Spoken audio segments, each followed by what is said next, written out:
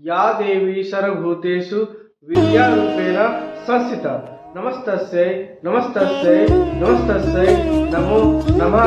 सभी को सरस्वती पूजा की हार्दिक शुभकामनाएं। सभी मित्र, सहपाठी एवं छात्र अभिभावक को एक बार उत्तम कुमार की ओर से सरस्वती पूजा की हार्दिक शुभकामनाएं। सर के अवसर पर कुछ बातें हम कहना चाहते हैं, 5 बातें आपके समक्ष रखना चाहते हैं। सरस्वती माता विद्या की देवी है, कला की देवी है, संस्कृति की देवी है, प्रकृति की देवी है, जो हमें इस प्रकृति, पृथ्वी एवं संसार से जोड़े रखती है। और दूसरा बात जो हमें सरस्वती पूजा में नहीं करना चाहिए और आप मेरा साथ देंगे।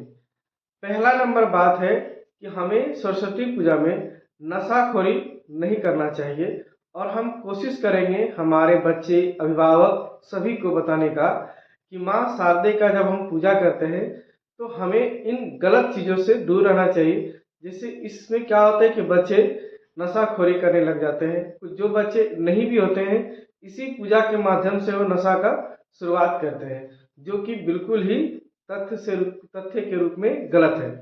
हमें प्रयास करना चाहिए कि और अच्छी आदतों को अपने जीवन में लाएं, ना कि किसी गलत आदत को पकड़े। इसीलिए आप सभी का कर्तव्य बनता है कि माँ सरस्वती की पूजा करें और साथ निश्चय करें कि हम नशा छोड़ दें, ना कि करें। और सभी अभिभावक एवं सभी छात्रों से मैं अनुरोध करता हूं कि आप मेरे बात को सुने और इसे सफल करने का प्रयास करें।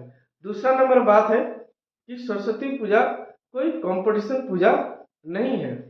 यहाँ किसी प्रकार का कोई कंपटीशन नहीं है। माँ सरस्वती को आप जैसे भी पूजा करेंगे, जिस प्रकार आप व्यवस्था कर सकते हैं, आप अपने समर्थ से जितना कर सकते हैं वो आपके लिए और हम सभी के लिए बेहतर है और परिपूर्ण है। परंतु कई बार ऐसा हो जाता है कि आपस में दो जगह होता है, ग्रुपबाजी हो जाती है, कंपटीशन लग जाता है। वो इतना कर रहा है तो हम उससे ज़्यादा कर रहे हैं, ऐसी बिल्कुल नहीं है। माँ शारदे भी बिल्कुल ऐसा नहीं चाहती है कि हमारे बच्चे जो है आपस में मेरे लिए कंपटीशन करें। इस विषय का कोई कंपटीशन नहीं होना चाहिए और ना ही हमें करना चाहिए। और मैं आपसे अनुरोध करता हूँ कि इस तरह का विचार भी अपने मस्तिष्क पे लाने नहीं दीजिएगा, क्योंकि माँ शारदे शायद इन विचारों से नाराज हो जाती है। तीसरा नंबर बात यह है कि सरस्वती पूजा के नाम पे हम लोग डीजे बजा रहे हैं या लाउड स्पीकर बजा रहे हैं। माँ शारदे भी नहीं चाहती होगी, ठीक है, कला की देवी है, संगीत की प्रेमी है, मैं भी संगीत का प्रेमी हूँ। परंतु जहाँ तक हो सके संभव तक प्रयास किया जाए कि संगीत तो जीवन के लिए जरूरी है, परंतु इस कदर नहीं कि पागलों का तरह हम लोग और ज़्यादा से ज़्यादा पैसा लगाएं और संगीत के लिए खर्चा करें। आप उससे बेहतर अन्य चीज़ों में खर्च कर सकते हैं, जैसे बच्चों के वेलफेयर के लिए खेल कूद अन्य माध्यम से पैसे को खर्च कर सकते हैं, ना कि सारा का सारा जो डिपॉजिट है आपका जमा है, जो चंदा आप जमा करते हैं उसका 90% डीजे में खर्चा कर दें।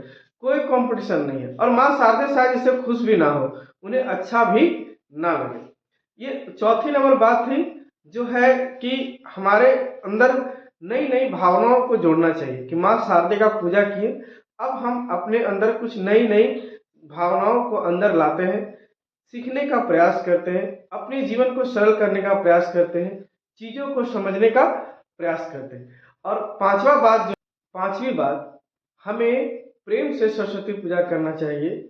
हमें आपसी में प्रेम और भाईचारे को बढ़ाना चाहिए, ना कि किसी तरह का संघर्ष होना चाहिए। प्रेम पूर्वक आप एक नए चीज़ों को प्राप्त करने के लिए, नई चीज़ों को सीखने के लिए एक अपने दिमाग को संगठित करिए, पुस्तकों का सहारा लीजिए, पढ़ने का शुरुआत कीजिए और नई नई चीज़ों को सीखिए, ना कि आपसी संघर्ष को बढ़ाइए। तो ये 5 बातें हम आपको बताना चाहते थे। आपसे अनुरोध है कि आप मेरे बात को सुनेंगे और अपने जीवन में लाने का प्रयास करेंगे, ठीक है।